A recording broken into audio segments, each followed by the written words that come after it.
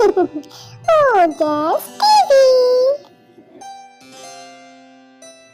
ये कहानी है रामपुर नगर की। वहाँ का राजा बहुत ही नेक था। एक दिन राजा अपने खजाने के कक्ष में गया और खजाने को देखकर बड़ा ही खुश हुआ कि मेरे पास बहुत खजाना है और मेरे खजाने का कक्ष पूरा भरा हुआ है।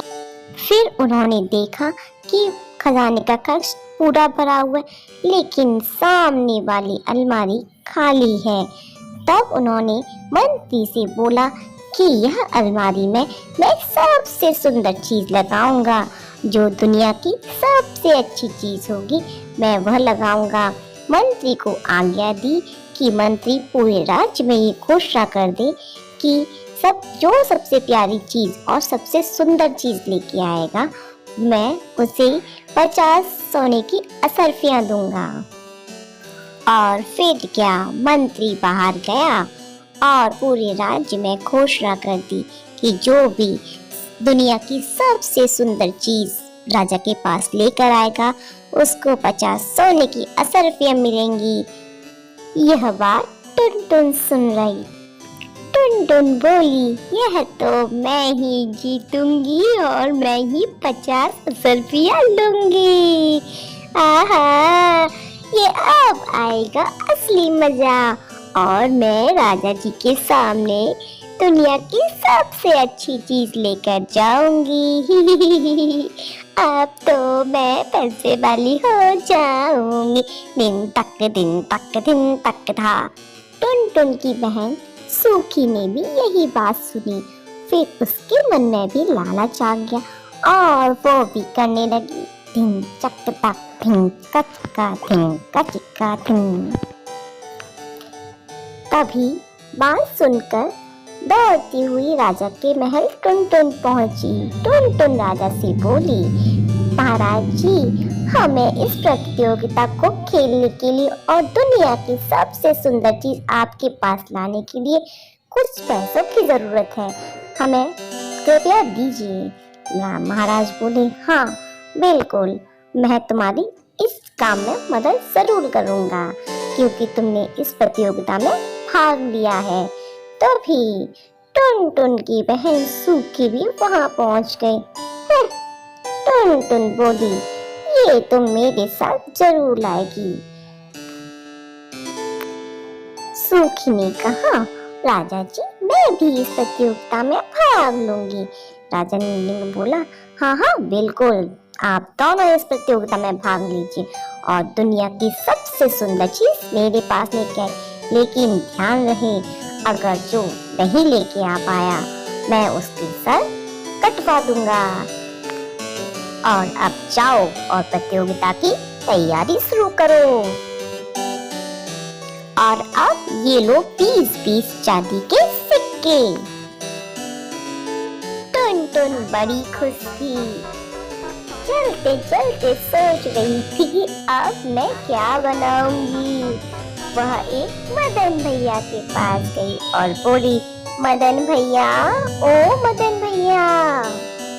अरे मेरे प्यारे मदन भैया, जल्दी से बाहर निकलाओ, तुम्हारी टुनटुन बहन आई है।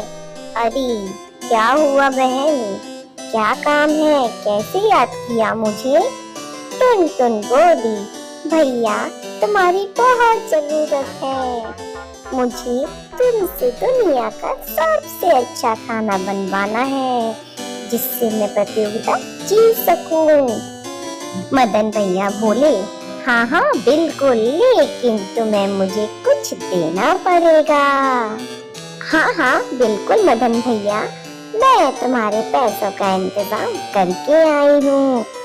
अब ये लो टुनटुन बहन लिस्ट और जल्दी से सारा सामान ले आओ। टुनटुन सामान खरीदती हुई चली जा रही थी और गाना गाती हुई, I am a disco dancer, I am a disco dancer। जैसे ही उसकी सूखी बहन ने उसका गाना सुना और वो फटाफट से उठ गई और क्या देखा उसने, उसने देखा कि टुनटुन बहन तो अपनी प्रतियोगिता का सामान लेकर जा रही है। वो दुखी हुई और बोली, हाँ हाँ, अब मैं भी जल्दी से सामान का इंतजाम करती हूँ। और फिर वह अपने घर से पैसे उठाकर घर के बाहर चल दी। और अब सूखी बहन चली जा रही थी किसी की तलाश में कि दुनिया की सबसे सुंदर चीज वो राजा जी को क्या देगी। और चलते चलते चलते चलते उसे एक गरीब आदमी दिखाई दिया। वह बहुत भूखा था और परेशान हो रहा था। अरे भाई, तुम ऐसे उदास क्यों बैठे हो और ऐसा लगता है कि तुमने कई दिनों से कुछ नहीं खाया है। हाँ हाँ बिल्कुल बहन, मैंने कई दिनों से भूखा हूँ। मैंने बहुत दिनों से कुछ नहीं खाया है। तुम क्या मेरी मदद कर सकती हो? मैं मर जाना चाहता हूँ। ये लो 10 चांदी के सिक्के, जिससे तुम्हारा कुछ भला हो सके, और तुम इनसे कुछ खाने पीने का सामान खरीद लेना।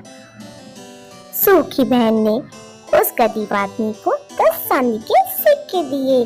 फिर गरीब आदमी ने उसे एक चंदन की माला दी, जिससे उसने बोला, भगवान तुम्हारा भला करे।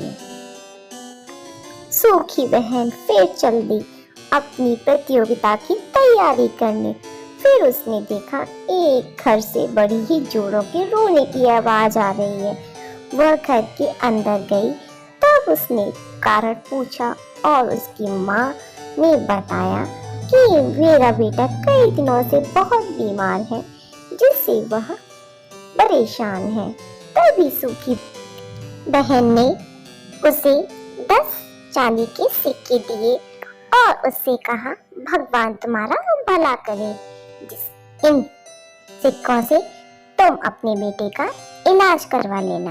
भी परेशान माँ ने खुश होकर एक काशी फल दिया और कहा, ये हमारा खेत का काशी फल है, तुम इसे लो, जिससे तुम्हारा भला हो सके। ये मैंने अपने प्रेम से दिया है तुम्हें। उधर टुनटुन बहन का दुनिया का सबसे सुंदर और सबसे खूबसूरत खाना तैयार था। अब तो टुनटुन बड़ा ही खुश हो रही थी। हो ढिंका चिक्का खाना तो तैयार है। ढिंका चिक्का खाना तो तैयार है।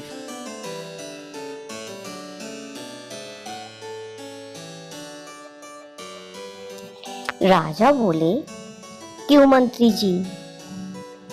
टुनटुन और सूखी हमसे मोहरें ले गई थी, सिक्के ले गई थी, उनका कोई पता नहीं, अभी तक क्यों नहीं आई वो? मंत्री बोला, आती ही होंगी महाराज। तभी टुनटुन वहां पहुंच गई और बोली, महाराज की जय हो। मैं महाराज तुम्हारे लिए दुनिया की सबसे सुंदर चीज लेके आई हूँ, खाना। खाने के बिना तो कोई भी जिंदा ही नहीं रह सकता, और ऐसा खाना जो उंगलियां चाटते रह जाओगे। अब तो आपको मुझे ही उपहार देना होगा। राजा बोला, लाओ मुझे भी इसका स्वाद लेने दो, तभी तो पता लगेगा कि तुम ही इसकी विनर हो। इतना टेस्टी खाना, इतना सुंदर भोजन, वाह वाह टुनटुन, मजा आ गया इसको खाने में। बहुत ही स्वादिष्ट है ये भोजन, इसका स्वाद, वाह वाह टुनटुन वाह, तुमने तो कमाल कर दिया।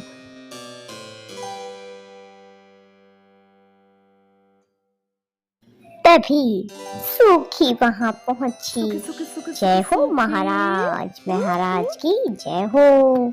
महाराज, मैं भी आपके लिए कुछ लेकर आई हूँ। महाराज गुस्से से बोले, ये क्या है?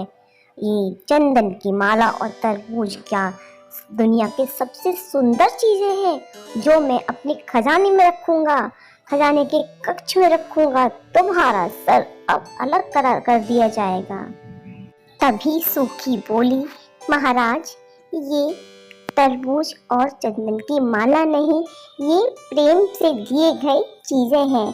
उसने अपनी पहले की पूरी कहानी महाराज को सुनाई। जैसे पहले उसे गरीब व्यक्ति मिला, उसने उसे पैसे दिए, गरीब व्यक्ति ने उसे प्रेम के भाव से चंदन की माला दी।